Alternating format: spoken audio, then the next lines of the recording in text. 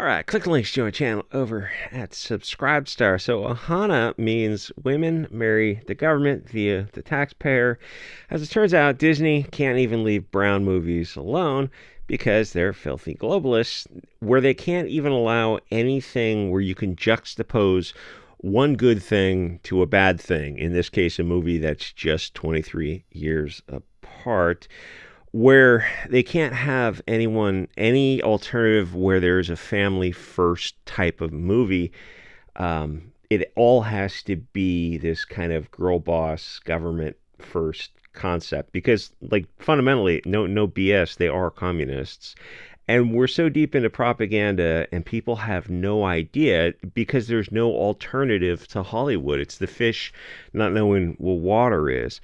So Disney here takes a simple story with a narrative and ending that mostly makes sense for what it was, and then takes away the entire point of the movie that was the heart of the story, the focus on the family, because they will leave nothing alone. So it's all propaganda. Every opportunity, every vehicle they can use to carry a message has to be propaganda. The point of the movie was family, but Disney can't allow that because they're globalist communist parasites whose goal is to destroy society. And maybe South American leader should introduce them to the concept of gravity. So Lilo and Stitch, where a 23-year-old movie isn't woke enough for full mask off globalist filthy Disney. It just took 23 years to turn the story around from a family-focused story where the core is the understanding that the family is the most important thing to breaking up the family, so a woman could go get a useless fish degree in California for some reason and not at the University of Hawaii. They're like, both of those are, yeah, there's marine biology in California for sure, San Diego, Scripps, and up and down the coast.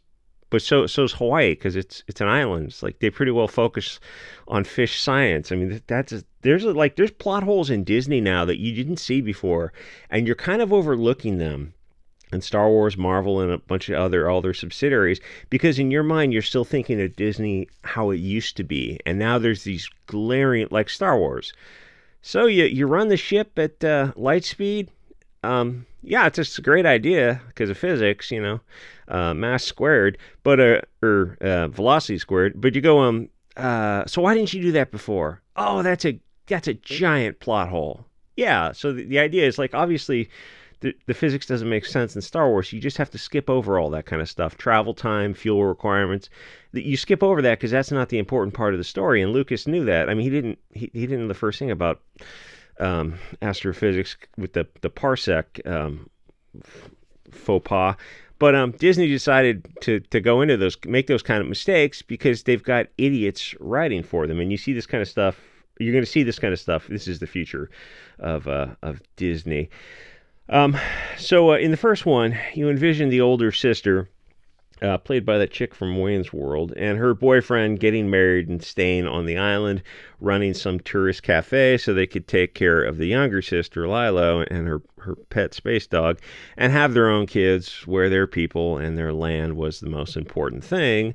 But those are nationalist concepts, and Disney is not going to have that kind of stuff. Where the 2002 movie was woke for the time, and it was anti-white. Watch it again if you need to. Notice who all the antagonists are. Seriously, I went back a couple years ago and rewatched it, and took some notes. I was like, oh, they really hate red-haired people. There's a scene where the brown Lilo is on top of the red-haired girl and beating her violently. Anyway, consider what a fundamentally different message this new globalist girl boss narrative is, and the older sister is absolutely insufferable.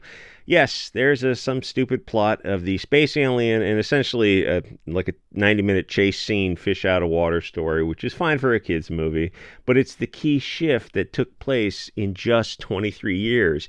They had to remove the older sister from the family so she can go get girl boss during her peak attractiveness and fertility window. And there's like cake and eat it too, because they have like a space-time portal. It's just stupid. She had to go to California to get her BS and PhD in marine biology, which obviously it would have been better if a man got those degrees, because she should be pregnant and taking care of kids when she's 18 to 28, not wasting her time getting a stupid degree. So Disney can't even allow brown people to get married, have kids, put the father at the head of the household, and focus on family. They don't. They don't want to even allow the audience the concept of an alternative. Where I mean, like you look at Disney now, you're like, "Whoa, you guys certainly have changed it in just a few decades."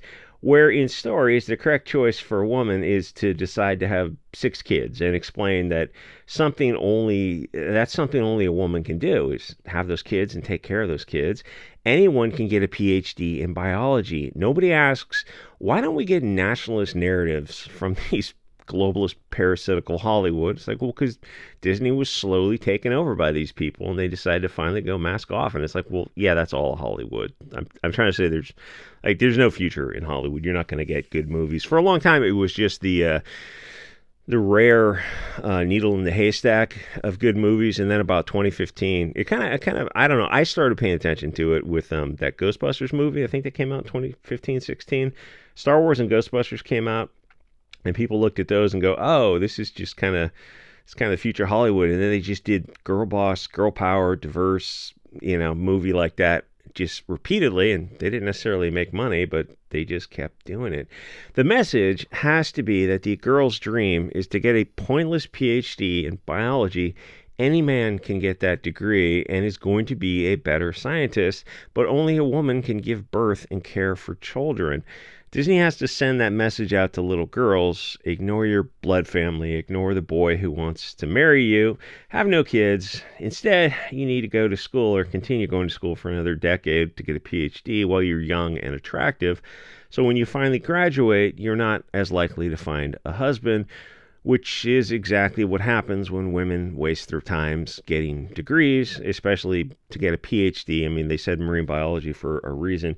28 is old, biologically speaking, for men and women, to where the point where you've been fertile for over a decade, and that's a lot of wasted time that you should have spent having kids.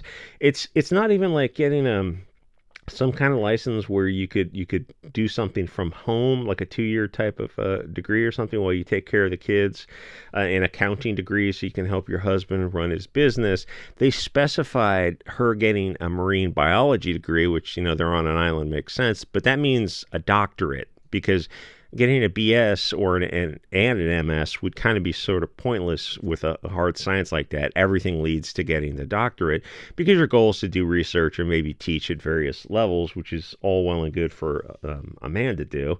But Disney is sending the message that a woman needs to abandon her sister and get a career in biology, and definitely doesn't need to stay home with her boyfriend and make babies right there, because those are far-right nationalist concepts of conservatism, traditionalism, and group preferences.